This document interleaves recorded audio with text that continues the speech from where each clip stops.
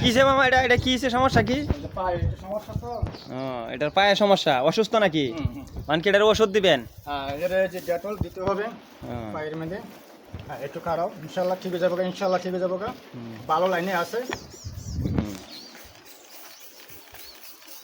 মানে কি ডেটল দিতেছেন? হ্যাঁ হ্যাঁ, ডেটল দিয়ে আগে একটু ওয়াশ করে নে, তারপরে আর ওষুধ দিন।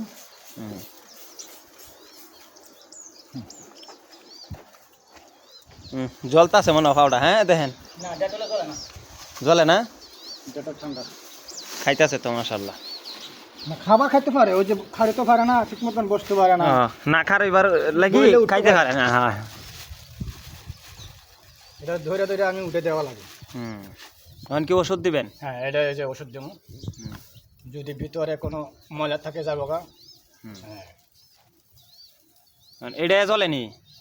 এইটা একটু জ্বলবো হালকা, এটা তো ডাইরেক্ট বিষ।